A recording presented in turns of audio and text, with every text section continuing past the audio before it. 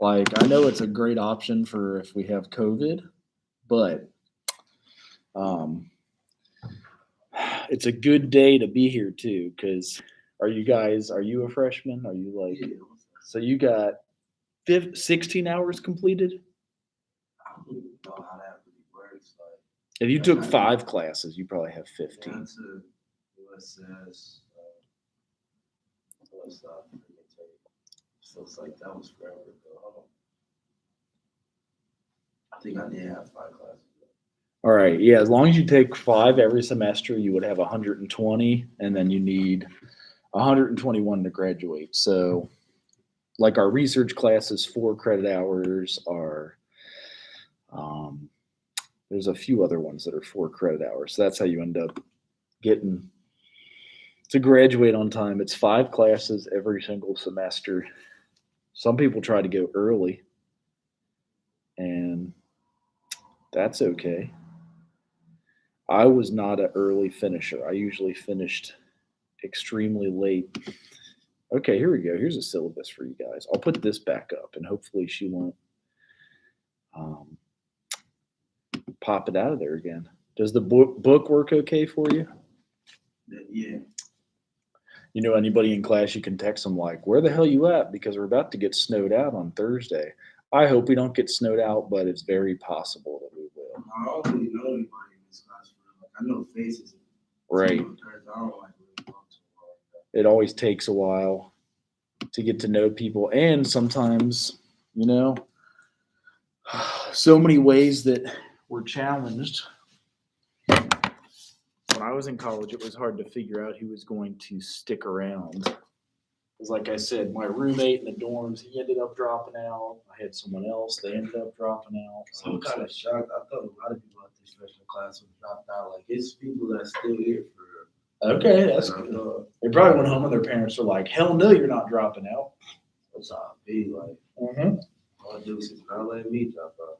Right. I don't think that was even a choice for me. Like, my parents would have flipped out, I think. Yeah, it never was a choice for me.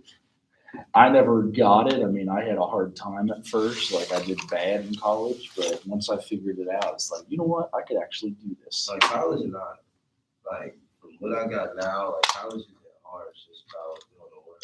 You gotta show up, turn stuff in, and that's it. Like, you'll go far. Do you want to go to graduate school too? Yeah, I want to get my master's in social work. Yeah. Cool. That's the next step. I want to get licensed. Okay. So during our accreditation, we do actually have a day on February 15th. We're having all the students come and talk to the accreditation people. And it's in like the big university student center with like the upstairs all glass windows conference room, I think. I know where that's at. That's where Audible events be like when people do end up coming. So it'll be the day after Valentine's Day. There is going to be food, 20 social work students allowed. And I don't, you know, it might fill up fast, but at like, I believe it's 1:00, the day after Valentine's Day, February 15th. What day is that? It is a Tuesday. So I guess I would have this. I guess I won't have this class because I have to be in charge of that accreditation all day. I might give you guys. I actually want to go to that, actually. Yeah, so you're welcome to come. It's basically the accreditor asking you guys questions about like, how do we meet our mission? How do we fit? Because they're asking to make sure that we're training you guys well enough to stay accredited. They'll be like, why is it important for HBCU to have a social work degree? And you'd be like, it's important because it's like it dedicates our mission to service to others, the need for social work all over. Which city are you from? Columbus. In Columbus. That there's a desperate need. I think Columbus had and male social workers. And so and the HBCU here, we were started in like 18. I know it. I think USS. I gotta remember that. Like a long time ago, because there still was discrimination in colleges. So that's why the college was started. We had a service. We wanted to like service people, and so we got this is the most. percentage of males I've ever seen in a social work class ever in my life. They have more guys than Not enough kids in that male. I know. Yeah. So basically, you guys are all invited. They're mostly preparing the juniors and seniors to go into that. But if we didn't get 20, she probably could have 20, but it would be at 1 o'clock that February 15th. And so, Either way, I'm about to get an internship. oh yeah. So where were you looking for some of those? In Columbus, because like I said, I'll probably do it at my mom's building if they're offering internships. So Sweet. I'll probably do it there. Okay, that would be awesome, actually. So, well, let's get into this. Basically, all right. So, what do you guys have about self-care? What do you know about self-care? Has anybody ever talked to you about self-care in general? It's about taking care of yourself or like putting yourself forward Mm-hmm.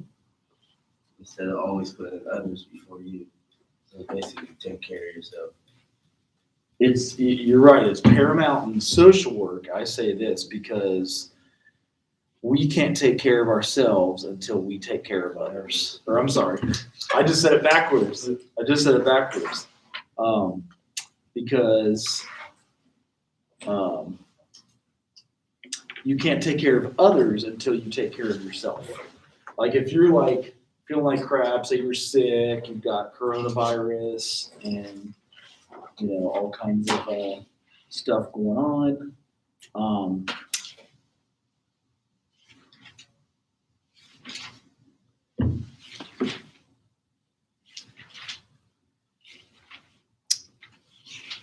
My wife actually registered for a couple of classes because we're supposed to get some, but she's online because she's got the 2 babies.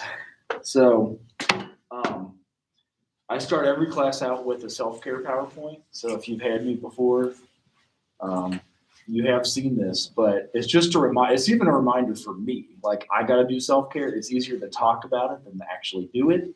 So here's kind of we start off with a little bit of a quote, like how we can lose sight of ourselves, especially when, heck, even think of like if you go home for Christmas break and you get caught up in the family drama and you almost forget you got to go back and like do 5 classes for school and pass. And it's easy to get caught up in everything else that's going on and not do that self-care.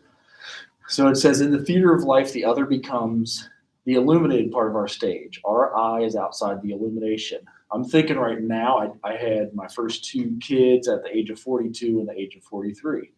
And right now, I'm like outside of the stage. They're like the spotlight. Is we got to keep them alive and keep them growing. So the lives of others, their hopes, their ideas, goals, aspirations, pains, fears, despair, anger are in focus. Even when I'm a social worker, the clients that I serve, so people that I go to work with 40 hours a week while I'm awake, that's like a big part of my day. It's like a leaf under a microscope. We see all of this in highly illuminated detail as counseling therapist, teacher, or health practitioner. The other gets our attention. It's not worded right there. Out of the illuminated microscope, we easily lose sight of our own needs, like the needs to not respond to all needs. So I know it's long and almost confusing, but essentially, like it's easy to like get caught up in. Maybe even in your dorms, you guys are like, do you all live in dorms, or am I making that up? Yeah. So maybe even hearing stories of people struggling, or like we've had a lot of death in the past 2 years and just like sadness, and it's hard not to get caught up in that and give empathy, but we got to remember to take time away, eat enough good food, vegetables, drink enough fluids, especially water, and like hydrate and sleep enough. So like those 3 basics, you gotta do that self-care. So here's the overview of the presentation. It's kind of like directed at helping professions. So like all of you are social work majors except you, right? Are you psych? Mm-hmm. What year do you graduate? Are you okay? So you're still on the same trajectory, so to speak. It's like a freshman or a sophomore in here. Mm-hmm. Okay. So even in psychology, the same thing. There's burnout, there's stressors. So you got to do self-care, and we call it emptying your cup, nurturing yourself. So there's secondary traumatic stress and compassion fatigue. That is, it's a set of symptoms that may occur in individuals experiencing trauma or a crisis. So, like, even think of the healthcare workers, like people that did you guys have anybody get COVID in your families? And you don't have to go to the hospital or so they always talk about those frontline workers, not just the nurses, but even like the social workers that had to help the families when you had. My wife's uncle just passed away from COVID 2 days ago. So it's still out there. You know what I mean? Like we thought it was over 2 years ago. They said it'll be over in 2 weeks. And it hasn't. And one of the biggest promotions to avoid COVID is a healthy lifestyle. You know what I mean? Like actually vitamin B, C, and D. I've preached this for like years. So there's 3 major vitamins: B, C, D, and then zinc is one of the minerals, and then also elderberry, chaga, an antiviral mushroom. They sell pills of it. So if you stay healthy and hydrated and get enough vitamin D, you'll probably not get COVID. Did you guys ever catch it? Yeah, I caught it when it first came out. Was it bad? Yeah, it was Like around Thanksgiving last year. Okay. So you were a senior in high school, and it just knocks you out, like sleeping all day? Yeah, I was dizzy. I had a lot of symptoms though. It was Yeah, I had like every symptom. congestion and Yeah, I couldn't taste or smell for like 2 minutes. yeah. So one of the things, you couldn't smell. I just can taste the smell, but it wasn't for 2 weeks. It was like for a couple of days. Okay. I didn't think I was ever gonna get back. Right. So sometimes they say if you're vitamin D deficient, the symptoms are worse. Do you guys know where your major source of vitamin D comes from? The sunshine. Isn't that weird? So we get less in the winter, but if you go outside and you let the sun, it absorbs into your body.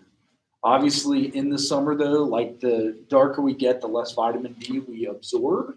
So that's why they have pills that you can take. You just buy a pill bottle at Kroger's or Walmart or whatever. So the symptoms mirror post-traumatic stress disorder. If you're stressed out as a social worker, we're experiencing flashbacks, nightmares, arousal, anxiety, hyperactivity. Okay, we got people logging in here. If that's me type. So they can tell us what they do for self-care. We'll do that next. Hello, how are you? Good. So here's some of the compassion fatigue symptoms. Like if you're doing too much at your internships or when you become a social worker, psychologist, or teacher, here's some of the stuff. Did it in September. That's when. So like experiencing these symptoms: avoidance, numbing, reminders of traumatic events. Sometimes even the tornadoes that might have hit your major city. COVID is even becoming a traumatic event for people. Persistent arousal, intrusive thoughts or images of clients' own traumatic experiences, difficulty separating work from personal life, lowered frustration tolerance, increased countertransference, depression, assumptive world disturbances, ineffective or self-destructive self-soothing behaviors, hypervigilance, decreased feelings of work competence, diminished sense of purpose or enjoyment in one's major or career, loss of hope, helplessness, and confusion. So if you do self-care, we'll avoid all these things. If you don't do self-care, it's easy to have this stuff come up as a social worker. And then you get burnout. So if you're like always helping other people and never take the time to yourself, it's easy to struggle and have that come up. So burnout it occurs when people living with others experience trauma. Burnout refers to exhaustion from emotionally demanding work. So people who are burned out and experience depleted energy and decreased effectiveness. Do any of you guys know somebody who's like gotten burnt out in your life? Like family members are like, I hate this job, I'm done, I quit. You know, like I'm not going back there. They're all jerks, and this is they don't pay me enough. That's kind of like your signs of burnout. I didn't see somebody get emotional over it like cancer, but I think my mom was burnt out and she went to her old job and now she's living with them. And sometimes you don't have a choice to quit. Like I've been at a job, and until you got another one lined up, Yeah, that's exactly how she did it. yeah. If you quit, you got like, gosh, if you miss a week of paychecks, you're done. You know, like most Americans, if we miss 1 week of paychecks, we're done for. So important to prevent burnout, doing the self-care. And sometimes switching a job is burnout prevention. Like you've served your usefulness at that job. You don't burn the bridges by leaving, like cuss out the boss or flick them off. You like kind of give them your 2 weeks notice, work it out, and then hopefully, you know, there's a job on the other end. So usually finding something. What does your mom do? Is she working? She's back in dialysis now. Oh, She's wow. like the nursing, but now she's back in dialysis. So she's dealing with dying people. Yeah, That's she stressful. always has them. Sick and dying people that are probably like angry at her and like yelling and cussing. Okay. Yeah, so burnout happens. Anybody else have friends, family, or anybody burn out that you know of? Even we can in our teenage jobs. I feel like when I was like fresh out of college, I did this job that was a summer camp. We worked 120 hours in a row as we were at the summer camp, and then you got like 24 hours off. You didn't even get a whole day off, like Sunday. You got from Saturday at 5 p.m. until Sunday at 5 p.m. That was your only time off. Paid very little. It was a good resume builder, but I burnt out. I never went back to that job. Great experience. I almost wanted to quit everything after that, though. So here's some symptoms like boredom. People experience burnout could have negative self-concept or attitudes toward work and school. You can burn out at school too, where it's just like, I dropped out a few times, but I luckily came back. Sometimes if you drop out, you never come back, and that's when it's a problem. But like boredom, errors, accidents, impatience, irritability, physical depletion, so like tiredness, pain, headaches, illness, sometimes those are all like dehydration. You're not getting enough of this, or I get headaches in the morning if I don't drink my coffee, or not eating enough fresh vegetables. You know what I mean? So like those are sometimes easy things. We're not sleeping enough. Feelings of helplessness or hopelessness, withdrawal from relationships and isolation. Like you don't even want to talk to people about it. They're like, what's wrong? You're like, I don't want to talk about it. Like, are you okay? Like, shut up. And that's kind of, that's kind of where it goes. Or grandiosity. Like, I'm too good for this job. Y'all don't pay me enough. I freaking quit. And again, it's better to give your 2 weeks notice instead of cussing somebody out and leaving. I feel like I've been close to doing both, as usually you're annoyed when you're quitting. So here's the opposite of self-care. It's called the Poor Self-Care Deadly Dozen from this researcher in 2001, top 12. So toxic friends or colleague support. If you have little fun, like playfulness or humor at job or laughing in life or in work, you got to laugh. For self-care, you've got to have fun. This one is written weird, but it's important. Only a fuzzy, inarticulated understanding of one's needs. So like if you don't know that you're dehydrated, or you don't know that you're not eating the right nutrients and you start getting sick, you don't know you're vitamin D deficient. Yes, most vitamin D comes from the sun, but I still take like a pill of vitamin Ds because most of us are vitamin D deficient. That's just like normal in America because we got no sun for how many months right now? No professional development. That's like training, which in school you get a lot of that, or a process that turns experience into more competence and less anxiety, like doing your internship so you feel competent in social work. No energy-giving personal life. You know, like maybe it's just like I'm gonna go party every weekend and drink a 12 or smoke a J and I'm tired on Monday. Like I don't want to even show up, you know. So it's like um, obviously at 21 you can drink. There's even some like medical dispensaries where you could have a Saturday or a Sunday, but um, you know, a lot of our social work jobs are federal, so they also do test. No energy giving personal life, and inability to say no to unreasonable requests. Like people are always asking you for favors and help. Vicarious traumatization, personal relationships that are predominantly one way. So if you're always the caregiver in your relationships, boyfriend, girlfriend, even if like I'm in a sandwich generation, my parents are elderly and I got like a 1 year old and a 5 month old, and they're so young that it's hard to take care of everybody. Like I've had to help my mom lift heavy things, and I got to go home and help my wife with the babies because she can't do it all. So important to do whatever you do for self-care and stay healthy. A few others are like constant perfectionism, continual unresolved, ambiguous professional losses. Like if, well, this year we lost our chair of our department. Anybody remember Dr. Rigsby? He was the chair of our department. So he died. We had like 3 faculty out of our 99 die, like right after they got the vaccine, which is weird too. I wonder what's going on with that. Constant perfectionism, continual unresolved, ambiguous professional losses, a strong need to be needed, and then professional success defined by clients, students, or positive change. And sometimes in social work, we help people out as much as we can, and they still don't have patient positive change or appreciate you. You know what I mean? You might be working at a food pantry and they don't really care. They're like,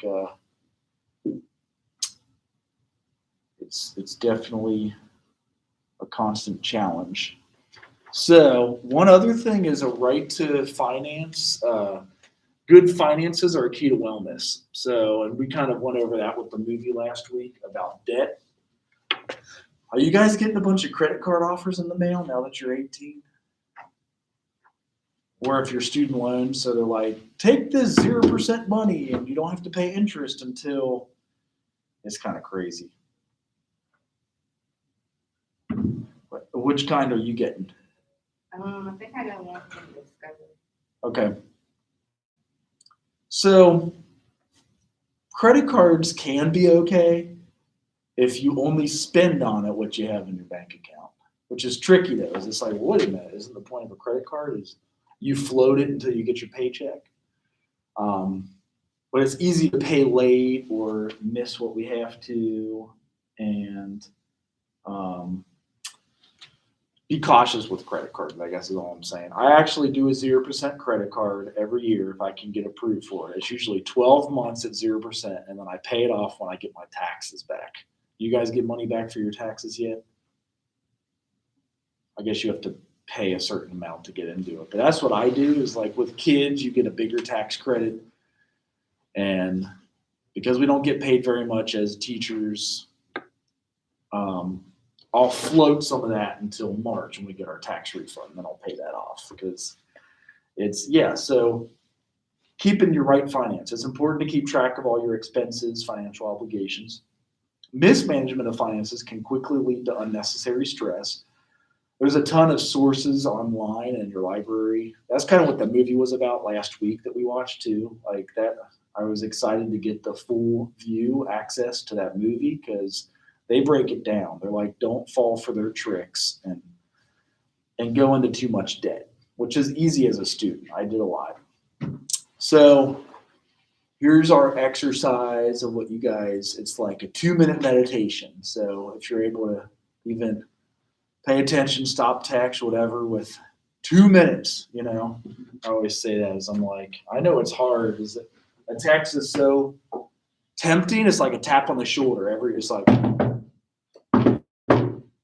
it's hard to ignore, but we actually had somebody who did a training for social workers. This was interesting. I've never heard of this. The dude sounded like a dick, but he saw somebody texting the front row on the first day of training. He told them to leave. Like they got hired, they came into the training, They're up there like this, which we're kind of used to nowadays. It's fine. But he's like, you go find another job. I was like, holy shit. Like, I'd never seen that in my life. But all right, 2 minutes. So emptying the cup. Imagine yourself as a cup. You spend your work day hearing the stories of others, being with them in their pain and joy. You also have your own stories, your own pain, your own joy. So we're balancing that. Eventually your cup becomes full. Some days it's overflowing. You can't hear another story of pain. You might snap at a loved one, as that's who we go home to after, doing psychology, teaching, or social work. You might feel like sleeping all day to avoid dealing with it. Self-care is what you do to empty that cup. It's critical that you do empty your cup every day so that you can engage and re-engage in your life and your work in an effective and healthy way. So if you all could name one, what do you do for self-care? Your own self. I like to take a hot shower Mm-hmm. with the candlelight.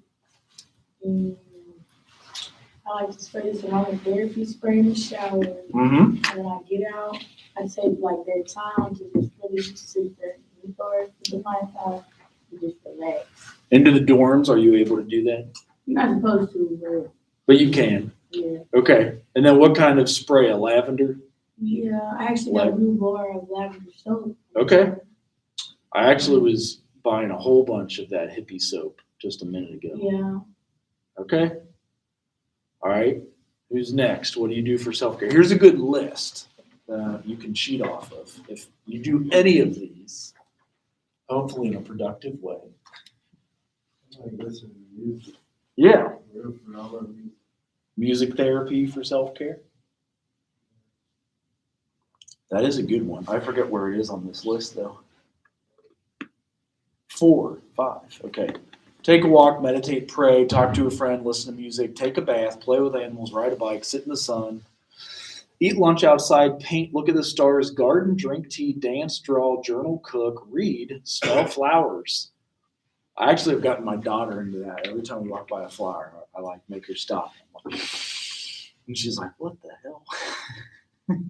But she started to do it. It's hilarious. She's like, and that's breathing exercises too. So anybody else? You guys in the other seats? Like they said, I took a hot shower, listen to music, and make a cup of tea. Okay. That helps for congestion and COVID too. You ever had a cold shower? I don't like cold showers. Because the power was out or something? If I had. Yes. I had a mistake where I Yeah. thought I turned on hot water, it's cold water. Yeah. It was- I had to every day in Nicaragua. So the trick was I would run. I would get so hot. I would run at noon, 104 degrees, come back, and then the water was a little warmer by then, and the shower actually was nice because you're just so hot that it's just anyway. You got any you do for self-care? Yeah, I think that might even be in here. Pedicure, right? Isn't that what that is? Jog, get a pedicure, do yoga, play soccer, lay in the grass, stretch, go to church or temple, play a game, laugh, and swim. You do it? I'll play the game. Like video games? Yeah. Okay. What's a good one they have out nowadays? Which one? 2K. I don't know if I heard of that. Never heard of 2K? No. The basketball game? 2K? No, because you could. I first started playing my first video game in 1985. But you never heard of 2K? That's how far removed from it. I played Mike Tyson's Punch Out, RBI Baseball, and RC Pro-Am. That was 85, 86, and 87. I quit video games in the 90s just because I would play. You could stay up all night playing that crap. I had to get out the game too. So there's a healthy balance. It's fine, a few hours or a weekend or whatever, but you ever seen the dude who just stays there for 24 hours a day and that's it? Yeah. Which again, on the weekend, you don't have to work, but then you get back at it and do what you have to. So that's where it's self-care. Just like drinking when you're 21, And if, say, you get into it and it's not just a weekend thing anymore, you start noticing it's like a bad habit and getting in trouble and stuff. That's when it can be dangerous. And probably why they don't put that on the list, because those are ones that can count, but they can also be an addictive behavior. So just like balancing between doing just enough that it is self-care, and then hell, even jogging. Like there was a time when I did 10 miles every day for 2 years in a row. I trained for a marathon. I ran 26.2 in Cincinnati. That's almost damaging, even though it's like healthy to jog. So yeah, balance is key. So there's like 8 categories, he says, you want to nurture yourself with. So the first 2 are your emotional self. You want to process your emotions and seek therapy when necessary. We do have free counseling, by the way. So if you guys go across the street right into that door, Dr. Sonia Hunt is head of our counseling services, and it's free to students. So anybody, if you're stressed out, you go over there. As a social worker, there's no shame. A psychologist or a teacher, like self-care is key. I also put financial self on top of the list, because if you dug a hole so far in debt, say you take that credit card and they're like, yeah, go ahead, have fun, go party. And then the bill comes 30 days later. It's like, so it's fun for a minute, and then it's like, I have to be mindful of it. And that's why actually the dude last week we watched says don't even get a credit card. Use debit only. So when it hits 0, you can't spend anymore. You just gotta know how to use a credit card. I don't think people are like educated on it. Correct. I think you're right. Who helped you to kind of understand how to do that? What were her best suggestions? Use it only in need, like really when you need it, and pay your bills. Right. Make sure you're only Pay your spending. bills for it. And make sure your bills are on time. Like make sure your bills are always on time for you, yourself. Right. So that's the financial self. So learning good financial management skills, particularly in a field where the pay may be low. I mean, yes, the pay may be low, but there's consistent job opportunities everywhere in social work. And you can do, I would always have a full-time job and then work at a private practice on the side at nights or on the weekend. So you could have 2 or 3 jobs with different side hustles. So there's always a need and always an opportunity. Again, you don't want to work too much, because that's another imbalance that can make you crazy. Like doing 80 hours a week, like I did in grad school, it can make you crazy. So humor itself, learning to use humor appropriately in the workplace where serious and painful issues are talked about. Humor has been linked to resilience and coping with trauma. There's a book called Man's Search for Meaning. He details that really good. Loving self, developing an attitude to genuine, loving relationships that provide support. Empathetic people often have a tendency to give love. Like we'll always take care of others in psychology and social work, but we don't focus on getting love. So having that full circle where you both give and get love. 4 more here, nutritious self. So listen to your body, develop good nutritional habits that can sustain and nourish your body. So no matter what you do or eat or drink, I say eat more vegetables, drink more water. So keep doing what you're doing, but eat more vegetables, drink more water, because you can never overeat on vegetables. And it is hard to overdrink water, and that's what really keeps our systems flowing and gets the toxins out of our body. Physical self, develop a routine for physical activity. Vigorous physical exercise has been shown to reduce stress.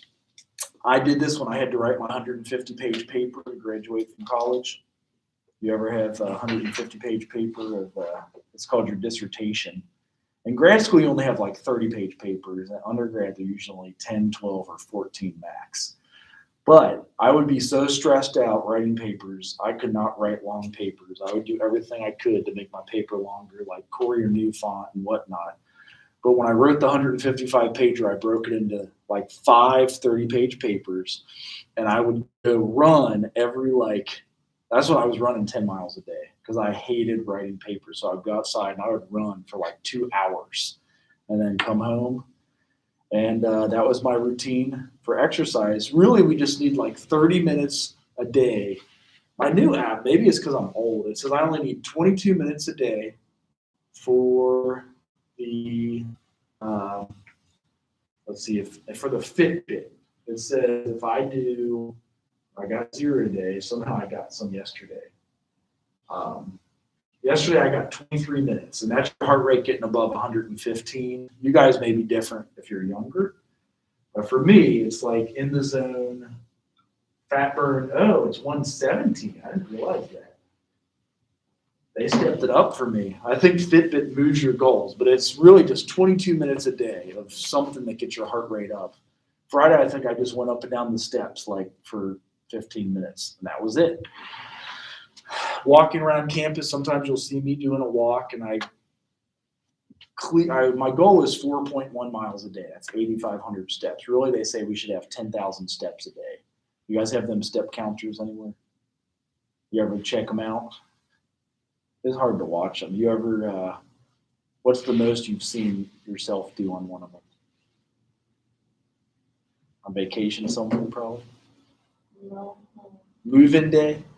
When I was really paying attention to my ring on my watch, I was doing it just walking, like going to class or something. I would be going real fast, just walking.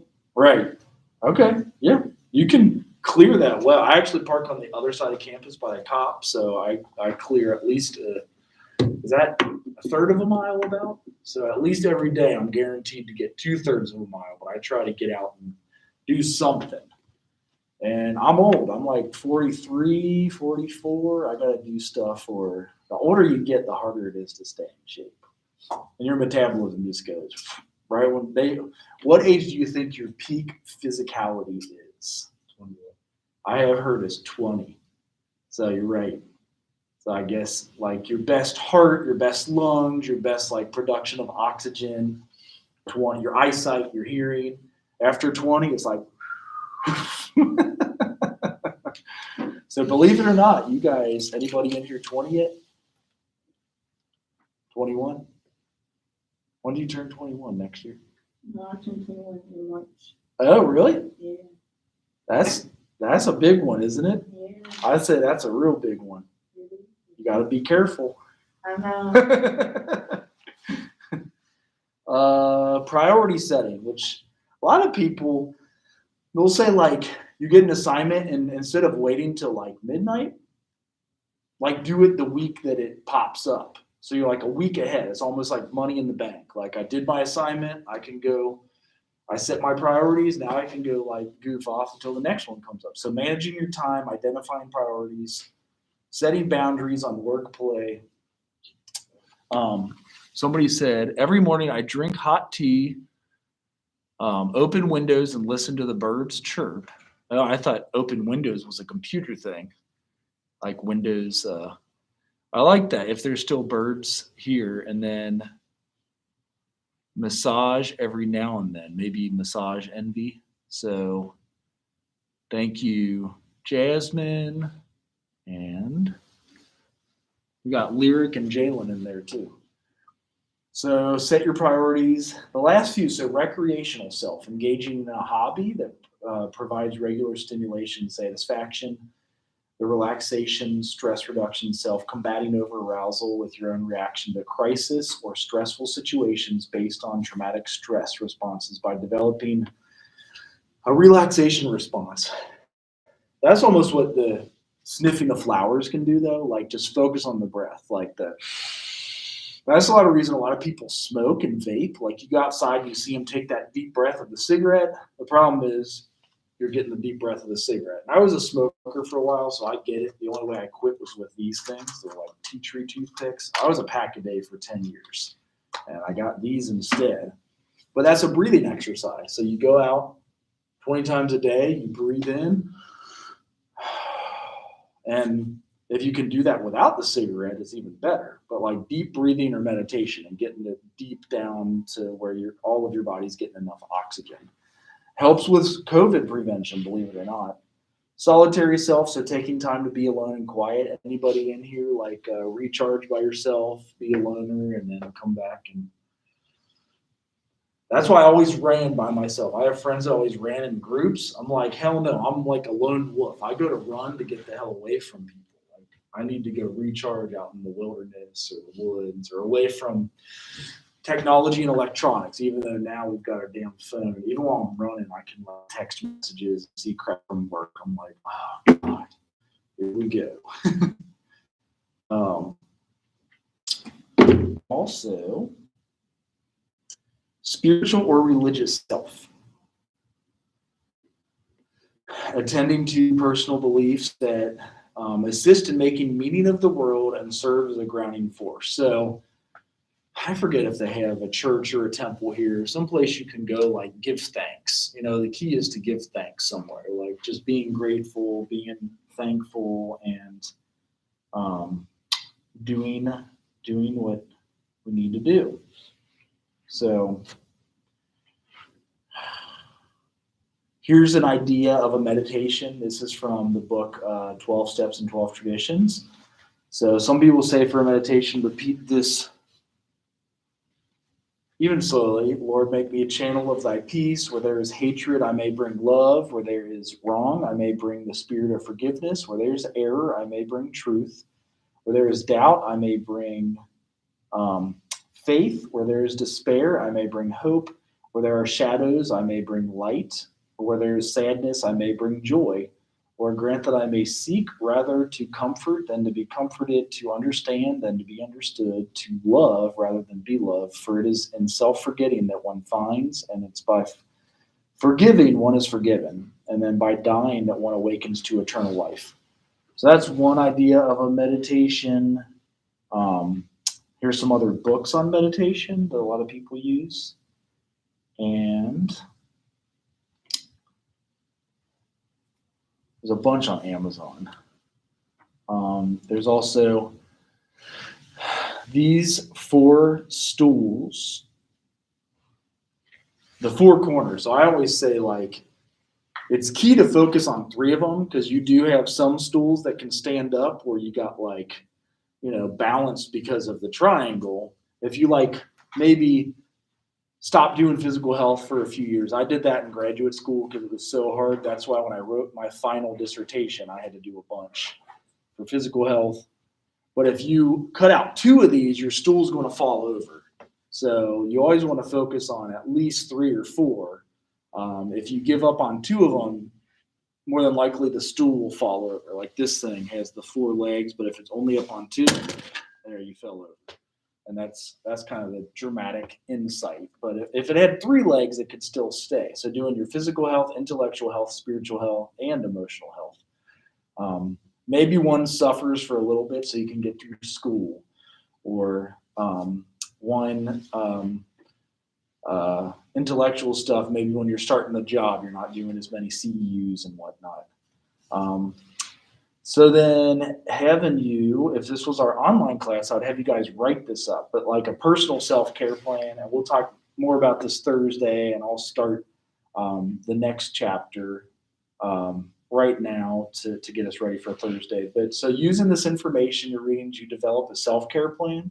So things that you guys already mentioned you do for self-care, maybe even add something else in, or making sure that you're drinking enough water, eat enough vegetables, take vitamin D caplets because we get no sun in the winter and then you get sick without vitamin D. The use of a self-care plan can prevent burnout and compassion fatigue. It can also increase your ability to identify signs of stress.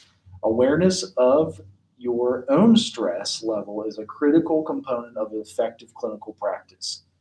So sometimes when we don't know we're stressed out, we'll snap at somebody, and it's like that's when we've not done it for too long. But if we can stop it before there's like that snapping point, that's the key, where it's like yelling or fighting or whatever. Here's some references we pulled for different folks in APA style. That's what APA looks like. So instead of works cited at the end of your paper, you guys write references, and then they do that alphabetically. And then, oh yeah, we had to put together that PowerPoint. So they said thank you for that. Papers you still can turn in. I know they were due last night. You know, just do it no matter what. Don't get too far behind. There's like a small late penalty, but you will do okay and pass no matter what. Just get it turned into here in D2L, which used to be Schoology. Week 3, we're moving on to chapter 3, so we kind of crush a chapter a week. This is about the ecological perspective and systems. Oh, I should have brought my own marker, shouldn't I? Crap. But essentially in social work, and this is your introduction, we're just doing a few slides for Thursday, because we might get snowed out Thursday. I want to drive up no matter what, because I love driving in the snow and doing like donuts. Yeah. I'm one of those, or you'll see me in the parking lot going like this until the cops come, but you gotta be careful as they do. Actually, they get pissed off sometimes, so you try to do it on your own. I love snow driving, but it's very dangerous. So, you guys ever slid off the road with the snow? No? Have you? No? Well, you have. It sucks, doesn't it? You hit stop 5 feet before that stop sign, you're like, and there goes the front bumper. And that crap's expensive nowadays. It used to be all metal and it would just bend like ding, but now it's like, and it rips. You see them driving on the highway, it's like flapping like this. You ever see the bumper flapping? Because it's like $1,000 to fix it. At that point, you're better off just like to cut it off and throw it in the trash. So anyway, Thursday we might have snow. Don't count on. I mean, I'll do something live anyway. But so essentially, the point of ecosystems theory is that like you'll have all kinds of different systems. Like you got school and church and work and then home, and then there's the intermingling of all these systems. So this graphic is actually showing kind of the input and output of stuff. And this is kind of how social work begins. So human system transactions. And this could be you guys like buying something at the grocery store, or maybe going to the free counseling center, or attending Kings Island. So we've got input, processing, output, feedback. Maybe I do spend too much on my credit card. I go broke, have to file bankruptcy, can't pay for a house, and now I'm homeless. Like I'm sleeping out of the back of my car. And that's the input. Seeing the social worker, they process it, give you some output, how to find affordable housing or a homeless shelter, a soup kitchen, and then feedback. Implications of social systems in social work. So we regard environmental context of human functioning. We even consider like the neighborhood. So the neighborhood you grew up in, the safety of it, how many resources are there? Is it a food desert? Any of you guys heard of food deserts before? It's one of the weirdest descriptors I've ever given. But here's your food desert. I'm going to spell it wrong. Food desert. Food desert. Well, I did write food desert. Is desert with 2 S's? Dang it, see? There's that dyslexia again. Food desert, that changes the whole. I don't even know. Let's food desert. Food desert. And then there we go. Food deserts, food empowerment. Essentially, it's if you do not have a grocery store within 1.5 miles.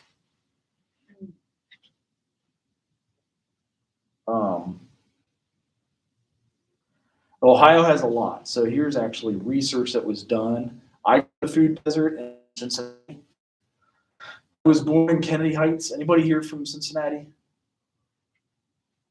We got Columbus. What are the other cities? Flint, Michigan. You guys have food deserts? It's basically if you're like 1 mile from the store. Like if you couldn't walk to it, if you didn't have a car, if you're 1.5 miles from a grocery store and you can only buy snacks at the corner store for food, that's considered a food desert. What cities are you guys? They have some. Which one are you? Oh yeah, my favorite city because I lived there. They got food deserts. So Detroit combated that with urban farming. Did you see any of the urban farms that popped up?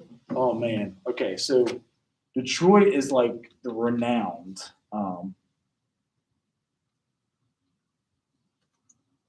Now, which city were you? Okay, Chicago has some food deserts too. What's that? I was looking at the Coney Island. Oh yeah. Can you still buy a Coney Island? My friend took me there and bought me a. Are they called Coney Islands? Okay. Like Skyline up here, right? Sound like terrible. That's a Cincinnati thing. So then what is Coney Island different? It's a different chili, like thicker and not runny and like. Okay. So here's all the urban farms in Detroit. And this is how they're combating food deserts. There's a lot of good, quick, there's even funds for it. There's different ways that it was, so you can like find so many videos on that.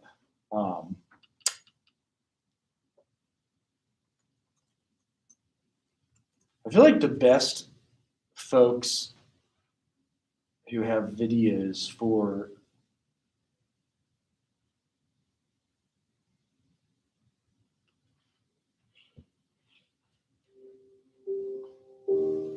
Phase 1.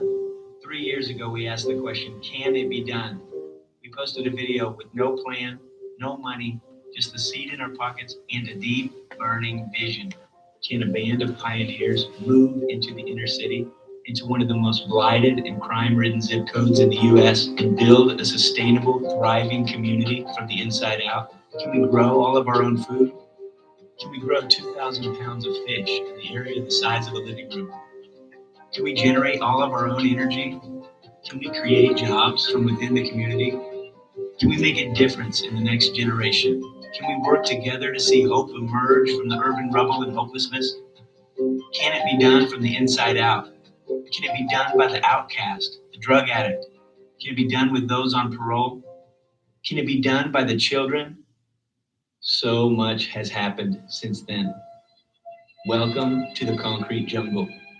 Inner city, Kansas City. Lincoln's neighborhood. Ground zero. A place we call home. A place where hope thrives amidst hopelessness. Where 1 in 11 people will become victim of a violent crime. Where every block has at least one house full of bullet holes. We're looking around and we look down and we find a bullet that has the riflings and the dust, the glass dust from the solar panel. A place where arson has burned down hundreds of homes, including 3 houses at the same time on our block one day this spring. Fire number 1. Fire number 2 on the other side up there. A place where more than 50% of kids don't graduate in the first 4 years. A place where kids roam the streets at midnight and middle scrappers roll down the street with the neighbors' air conditioners in their shopping carts. A place where men beat each other over who gets first run to the garbage dumpster. Where homes are purchased for $1 because people are too afraid to buy. A forgotten land, too far gone for community development firms and politicians to get behind. Yet a land full of hope for those who have eyes to see it. I've seen a number of guys that have come into contact with UFG that have turned their life around. 6 months with the urban farming guys has changed my life. I wouldn't be doing any of the stuff that I'm doing today without them. Got my head busted open a couple times, got beat up, jumped, stabbed, various things. I came here pretty messed up in the head and with nothing.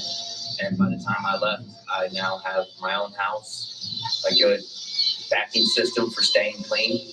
Like, I remember getting high and praying to God to get me up off of this stuff because it's destroying my life. I remember crying out to him and crying out. And then at the same time, I had to make the decisions.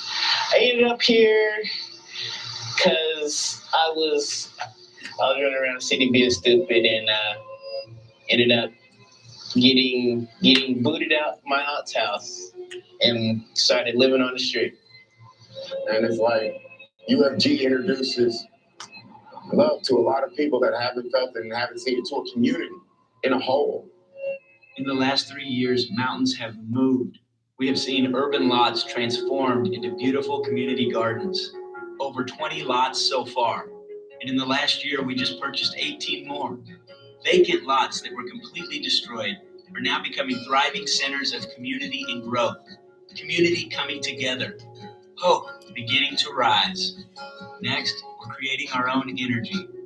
Last month, the electricity bill for our base was $3.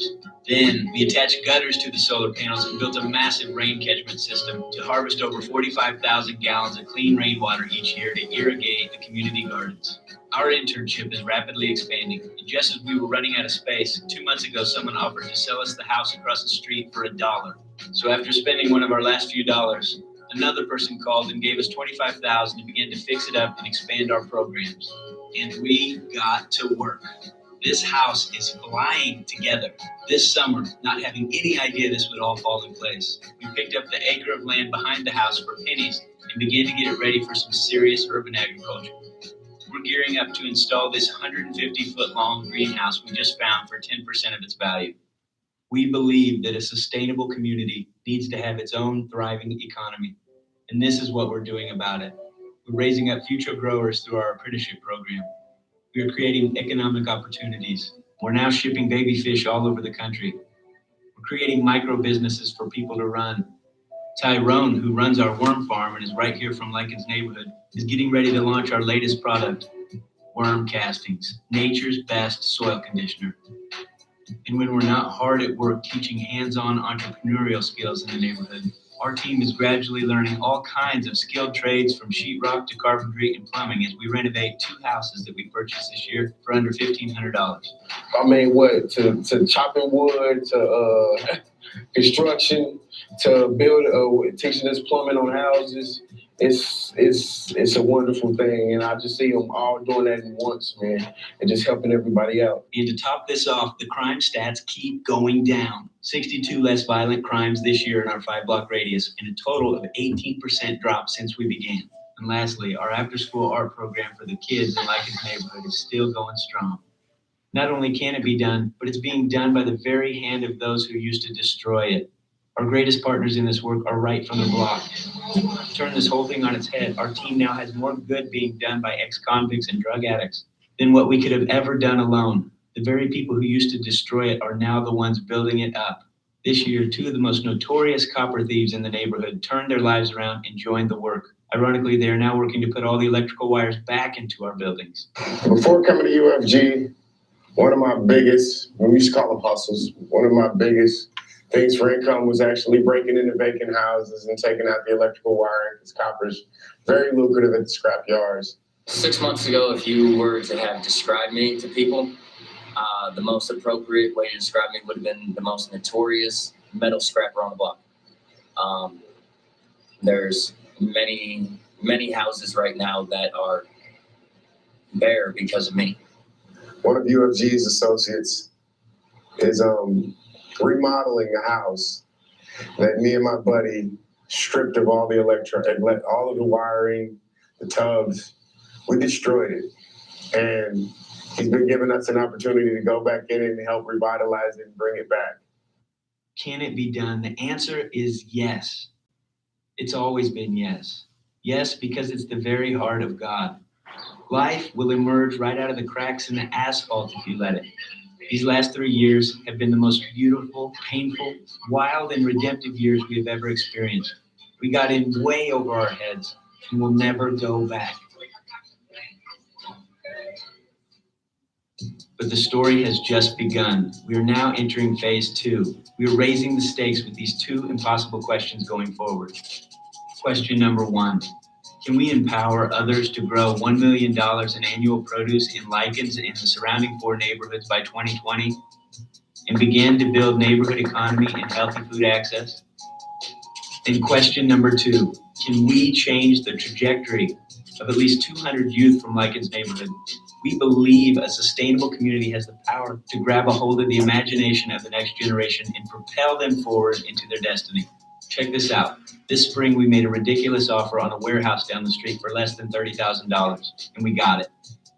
We own this 20,000. So that is kind of an intro to urban farming, what it would look like. We're trying to start some initiatives here at Central in our greenhouse, like seed starting and do the grow room and things to, empower the food pantry with the kitchen. We'll pick back up on slide 6. So like how people perform roles and function in society.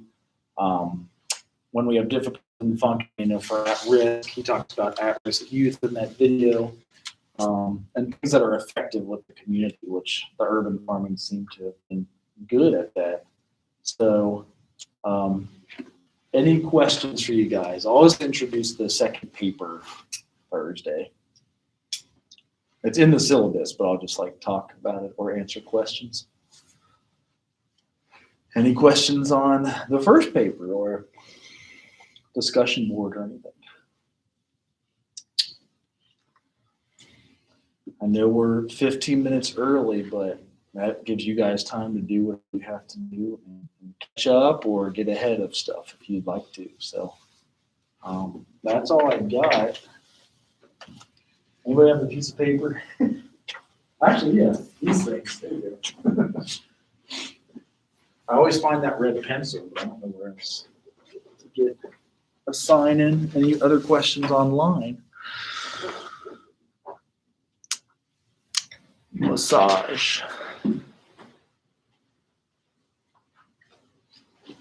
Yeah, we are complete. So just sign in. We'll introduce that paper.